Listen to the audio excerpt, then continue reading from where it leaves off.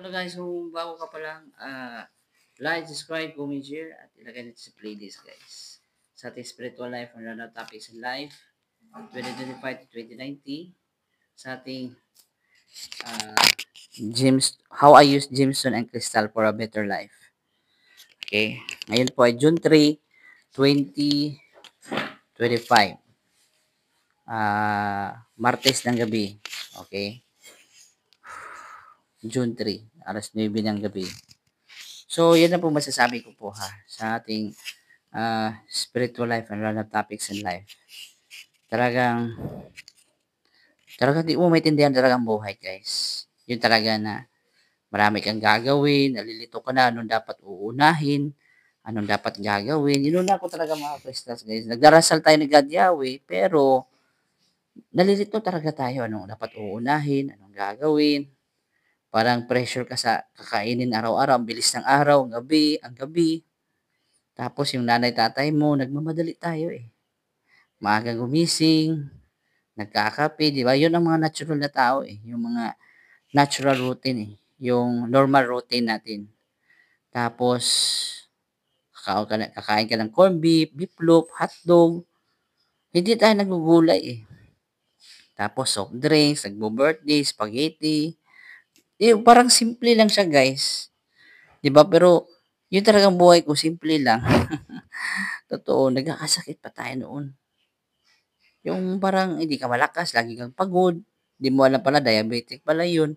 Ako minsan lang talaga ako nagso-soft drinks yung 20s ko pa, yung kabataan ko talaga. Hindi talaga ako araw-araw nagso-soft drinks. Inaamin ko po talaga guys. Tapos hindi ako minsan lang ako chichirya.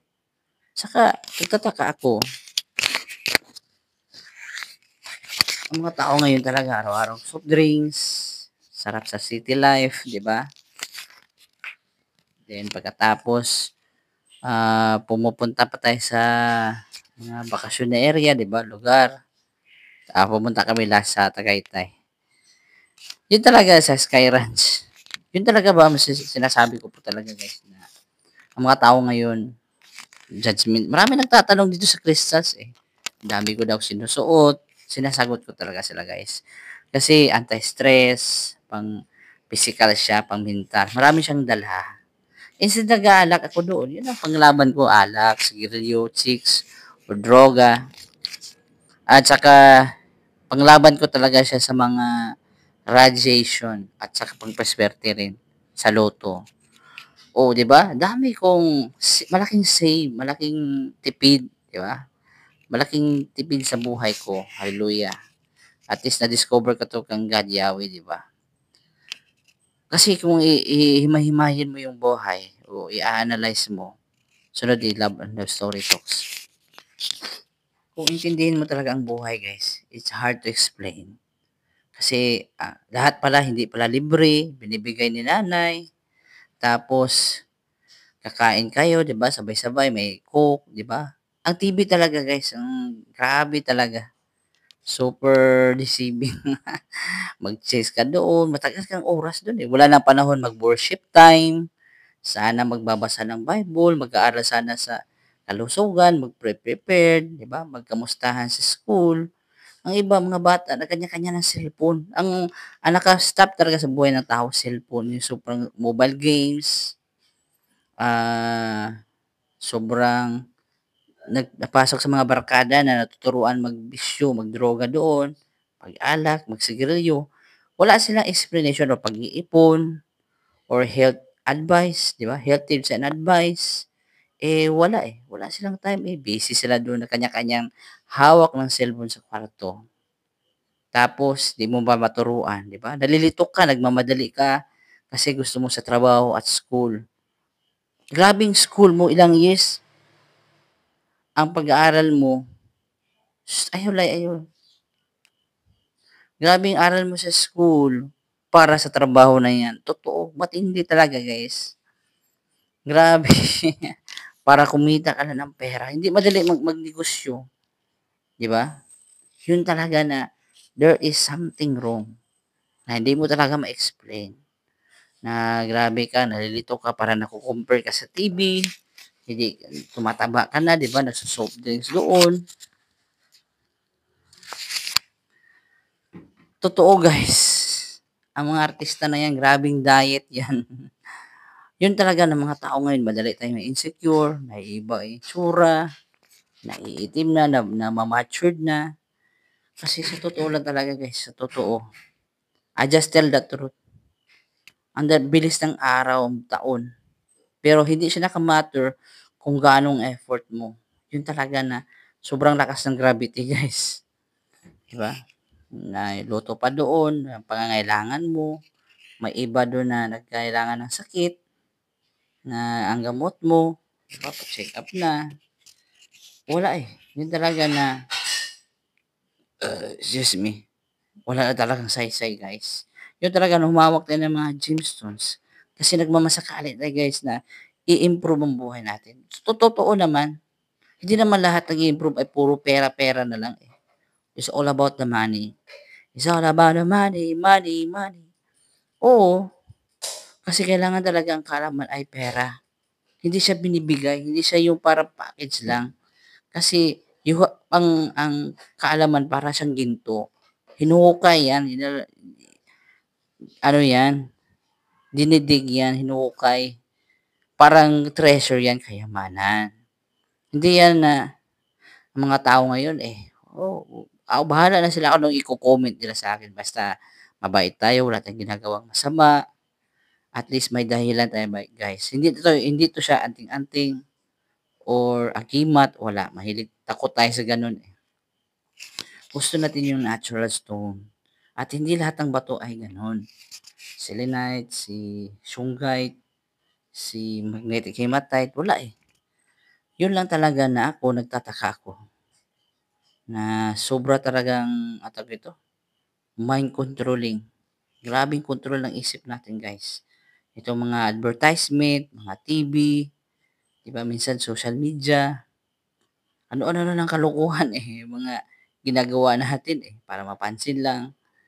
Pero dito totoo lang yung sinasabi natin na ano ba yung katatawanan, yung masaya ka kung hindi mo alam yung reality, 'di ba? Mga sinasabi natin katotohanan, mga reality. Kasi hindi talaga siya gano'n kadali, 'di ba? Lalo na maraming gustong yumaman, magka-pogi, mag-asawa ng maayos, o mag-asawa ng maaga, maayos, 'di ba, yung matino. Mahirap 'yan gawin, pero may paraan na hindi lahat, 'di ba, gusto lahat yumaman kasi naghahabol tayo, eh, para tayong naghahabol ng hangin kasi money is just, tools. Oo, nagagamit mo siya sa mga bilihin mo, sa kuryente. Pagkatapos itong malaking trap natin, itong mobile games, cellphone, bisyo, droga, alak, sigarilyo, chicks, tapos itong mga pagkain, mga wrong foods. O biro mo 'di ba, ang bilis ng oras 'di ba, gano'n. Pero 'pag magkasakit ka yung kita mo, sahod mo, kulang na 'yan sa gamutan guys. Yung paa ko lang sa Ingron 40 to 50K ang gastos. 3 months ako nakaupo, gamutan araw-araw, 3 times a day antibiotic. Mahirap magkasakit guys. Yun talaga na akala mo soft drinks normal lang. Naku, soft drinks guys, nakakalapot ng dugo yan guys. Sa YouTube yan, hindi talaga tayo paninira na fake news na paninira, no. Kahit i-search niyo type niyo na soft drinks or alcohol versus blood in microscope. Makita niyo yun guys. May mga vlogger na sinishare nila yan. At malaman mo, makita mo dun sa vlog na yun na yung normal blood na wala pang alcohol at yung dugo mo na may halong alcohol at soft drinks. At napakaseryoso guys, kahit yung sigarilyo, hindi pa siya sinindihan.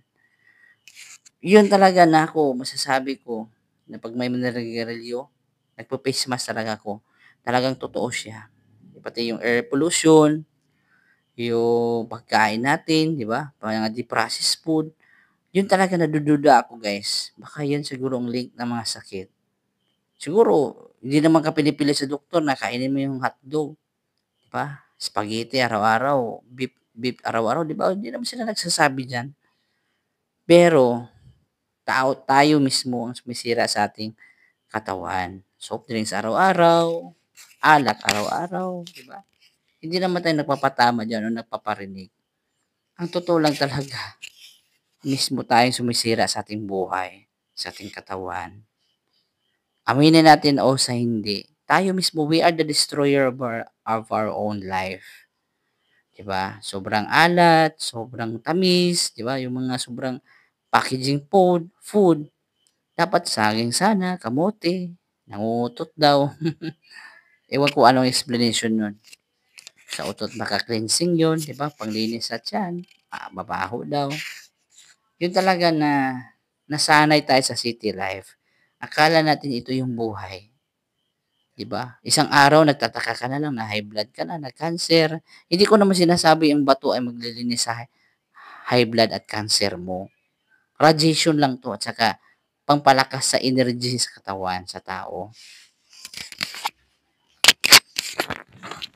Yun talaga ng mga tao ngayon, wala na pakialam. Basta maka-soft drinks lang ako, minsan-minsan lang naman eh. Isa-isang baso. Ako guys, 12 years na ako hindi nagso-soft drinks pero magkakasakit pa rin ako guys. Yun talaga na yung 100,000 mo sa ngayon kung mahirap na ipunin yan o 1,000,000 mo. Pero pag nagkasakit ka, na, madali lang ubusin yan, kukulangin lang yan. Yun ang ibang dahilan. Bibenta na lang yung lupa nila kasi panggamot doon. Walang kasalanan ang doktor doon. Kahit hindi ka magpapagamot, kahit hindi ka magpa-doktor, mamamatay ka na lang bigla. Ano, 'di ba? Magsimag na lang mata ba, yung kasi ka na lang kasi patay na eh. So it means ang one explanation dito, ang one theory na ang mga tao ngayon, weirdo yung may crystals, di ba? Ganon, di ba? Judgmental. Pero ako hindi na ako naghahabol ano sa sinasabi nila. Basta alam ko sa puso't isip ko, tama yung ginagawa ko. Kasi ngayon, wala nang awa-awang tao eh. Di ba? Maraming mga chismis doon, maraming isasabing negative sa'yo. Wala naman talagang, excuse me po, walang perfect na tao. Pero at least, nag-e-effort tayo na paano maging magandang buhay natin. Di ba? Nagsusugal doon, nagkakasino, mayroon lang online casino eh. 'Di ba? Sa cellphone eh. Stuttering, ang daming mga laro eh. Sa loto lang talaga ako kasi para kang gadyawe, kung makapera tayo. Yun lang talagang pangarap ko. Sa mag-asawa din, 'di ba? Magpamilya, magkanegosyo. Yun ang pangarap ng mga tao. Pero yung kalusugan na paano hindi tayo magkasakit, wala, hindi talaga yan pinapansin, guys. Pero sa panahon nga hindi mo pinapansin ang kaalaman, hindi ka rin papansinin sa panahon. Kasi ang katawan mismo ang magre-react. Ang katawan mismo, excuse me, ang katawan natin mismo ang ebidensya. Kung masama ang ginagawa mo ngayon, in the future times or ngayon, magkakasakit talaga ka. Kahit wala kang bisyo. Ang pinaka worst case is unhealthy foods, processed food, may sigarilyo pa tayo at may droga pa. Ang tendency ng sakit natin, mataas. Huwag mo asahan lahat dito sa gemstone na okay lang yung magbisyo ako, unhealthy foods, hindi mag-brown rice. Kasi may bato ako eh, mga sinasabi mo eh, na mga bato. Hindi guys, hindi mo asahan lang sa lahat sa bato na lahat siya magtatrabaho, na hindi ka magkasakit, haba ang buhay mo, dadami kang pera. Hindi, nagdadasal pa rin tayo kang Yahweh. Pero, nasa tao ang gawa, nasa awa kang Yahweh, pero nasa tao ang gawa. Hindi naman pwede na lahat dito sa bato, kung kang Yahweh, nabababa siya sa langit, at hindi na tayo magka-problema. Siguro guys, may mga habit na hindi natin alam. Maybe we are lack of education, na yun ang dahilan nagkakasakit tayo. Kasi wala pa akong problema, hindi ko kuno papansinin itong vlog na 'to, eh, kasi wala pa akong problema, wala pa akong sakit, marami pa akong pera. Ano-ano muna ang kalokohang iti-stress test ko, ita-trial muna, hindi muna ako magnenegosyo. Sa totoo lang guys, yun talagang mali sa mga kabataan. Yun dapat ang sabi sa Bible. Train a child while they are young. So when they grow up, they will never depart from it. Totoo. Na mga tao ngayon, wala na paki. Mag-una ako sa love life, bahala na dyan. Pero pag nakabuo ka ng pamilya, how can you explain? How can you teach them? So, like, subscribe, comment, share, love you, peace, love you all. Maraming salamat po sa papanood. At, meron tayong